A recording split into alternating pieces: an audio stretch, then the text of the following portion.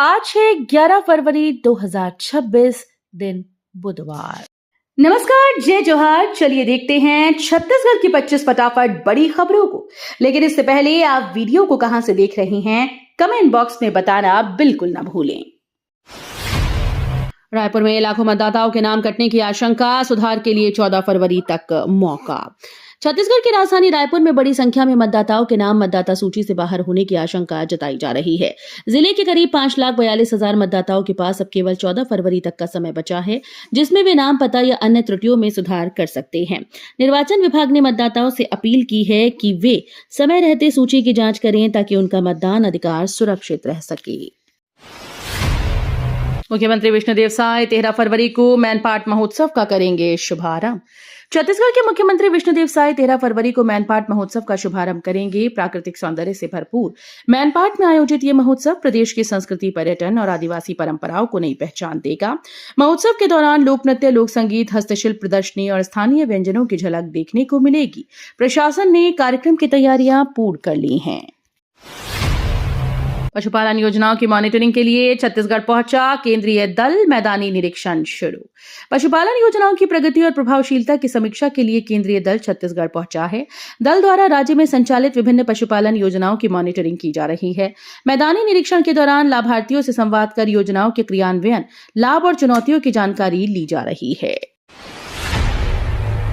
मुख्यमंत्री कन्या विवाह योजना में 6,412 जोड़े रचाएंगे विवाह, सीएम साय देंगे आशीर्वाद। मुख्यमंत्री कन्या विवाह योजना के तहत प्रदेश में 6,412 जोड़े विवाह के पवित्र बंधन में बंधेंगे।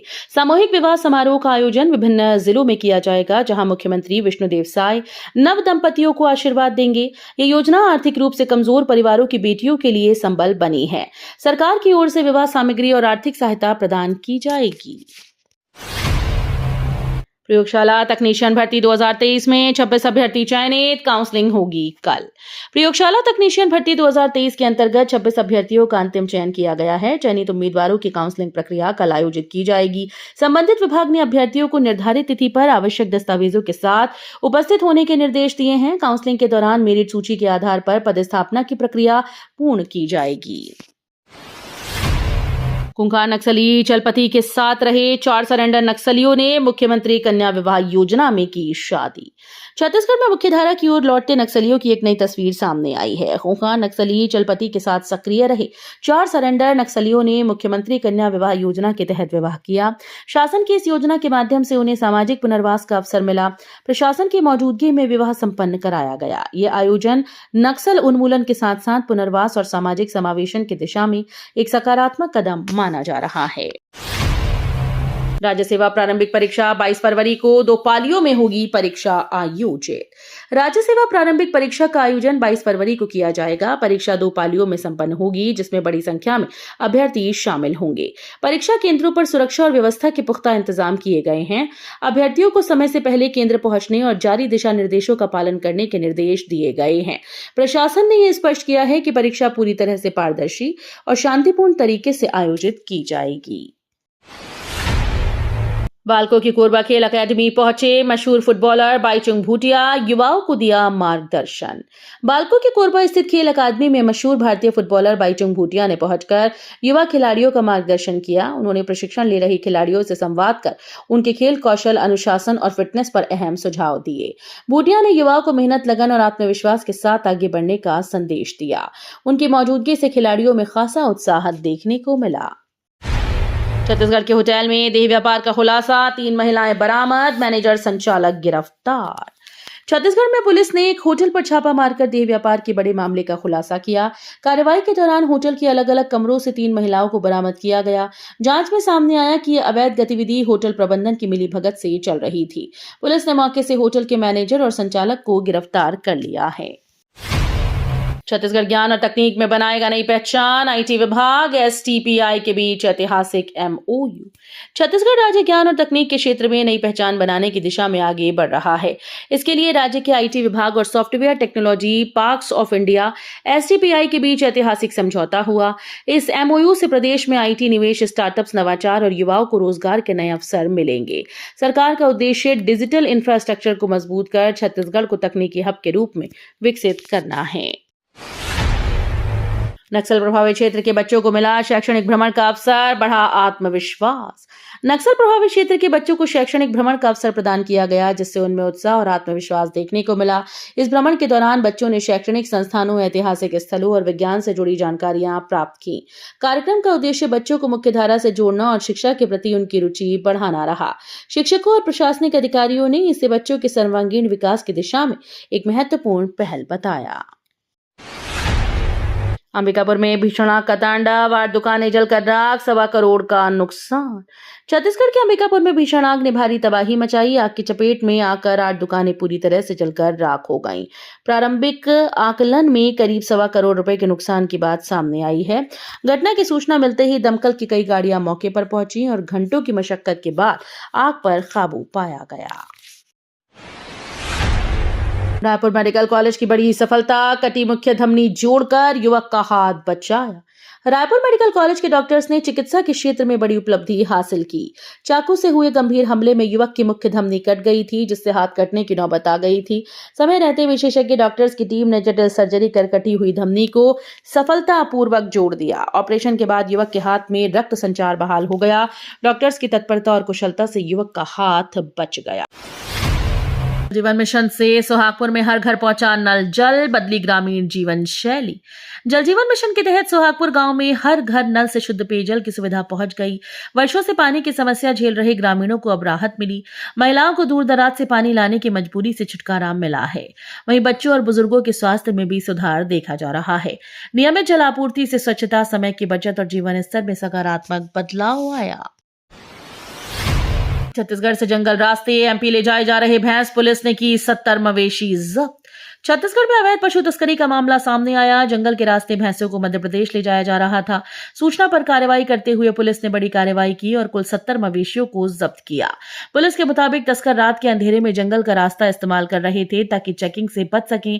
मौके से कुछ तस्कर फरार हो गए, जिनकी तलाश जारी है। जब्त मवेशियों को सुरक्षित गौशाला भेजा गया। रायपुर में युवकों का खुलेआम drug seven, video viral, police ने मामले की शुरू की जांच। राजधानी रायपुर में नशे का खतरनाक चेहरा सामने आया। खुलेआम सूखे और सिंथेटिक ड्रग लेते युवकों का वीडियो सोशल मीडिया पर तेजी से वायरल हो रहा है। वीडियो सामने आने के बाद पुलिस हरकत में आ गई और मामले की जांच शुरू कर दी गई। पुलिस ये पता लगाने में जुटी है कि वीडियो कहां का है और इसमें दिख रहे युवक आखिर कौन है। नशे के नेटवर्क और सप्लायर्स पर भी नजर रखी जा रही है। फसल विविधीकरण से बदली धमतरी के किसानों की किस्मत, रागी और दलहन से बढ़ी आमदनी। धमतरी जिले में फसल विविधीकरण ने किसानों की तस्वीर और तकदीर दोनों बदल दी। पारंपरिक खेती से आगे बढ़ते हुए किसानों ने अब रागी और दलहन जैसी फसलों को अपनाया है। कम लागत और बेहतर बाजार मूल्य के चलते किसानों की आय में उल्लेखनीय बढ़ोतरी हुई। सरकारी योजनाओं, तकनीकी मार्गदर्शन और बाजार से जुड़ाव ने इस बदलाव को मजबूती दी है। जांजगीर शिवरी नारायण मेले में हादसा, आकाश झूले की कुर्सी टूटकर गिरी, 2 युवतियां हुई घायल। जांजगीर जिले के शिवरी नारायण मेले में बड़ा हादसा हो गया। आकाश झूले की कुर्सी अचानक से टूटकर नीचे गिर गई। हादसे में 2 युवतियां गंभीर रूप से घायल हुईं। मौके पर मौजूद लोगों में अफरा तफरी मच गई। घायलों को तुरंत इलाज के लिए अस्पताल पहुंचाया गया। घटना की सूचना मिलते ही प्रशासन और पुलिस मौके पर पहुंची। झूले के संचालन और सुरक्षा इंतजामों की जांच की जा रही है। वीडियो बनाने से मना करने पर यूट्यूबर बेटी ने सोते पिता पर हंसिए से किया हमला। सोशल मीडिया के सनक ने रिश्तों को शर्मसार कर दिया है। वीडियो बनाने से मना करने पर एक यूट्यूबर बेटी ने खौफनाक कदम उठा लिया।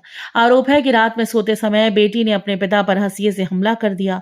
चीख सुनकर परिजन पहुंचे और घायल पिता को अस्पताल ले जाया गया।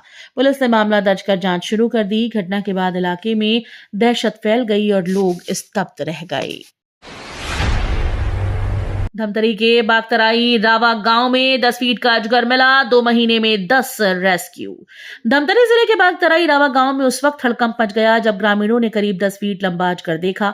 सूचना मिलते ही रेस्क्यू टीम मौके पर पहुंची और सुरक्षित तरीके से अजगर को पकड़कर जंगल में छोड़ दिया। खास बात यह है कि बीते 2 महीनों में इस इलाके से 10 से ज्यादा सांपों का रेस्क्यू किया जा चुका है।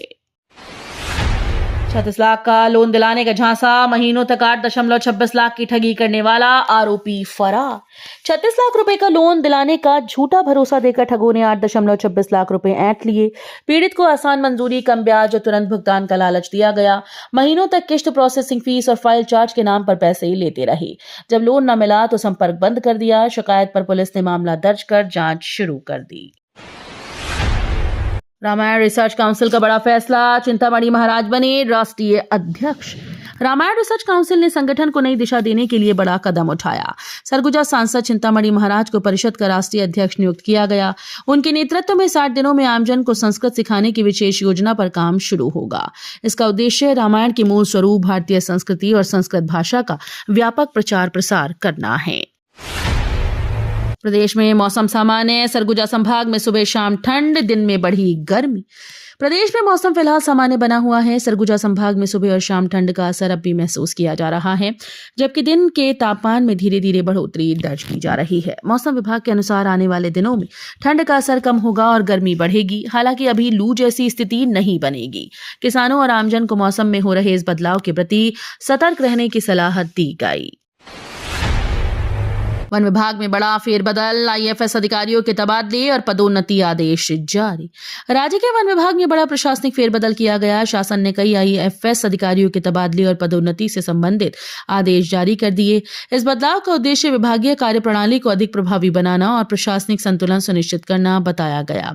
नए दायित्व मिलने से अधिकारियों के कार्यक्षेत्र में परिवर्तन होगा। विभागीय स्तर पर इसे नियमित प्रशासनिक प्रक्रिया का हिस्सा माना जा रहा है। एसईसीआर में ट्रेन का परिचालन प्रभावित, 14 ट्रेन रद्द और 7 शॉर्ट टर्मिनेट।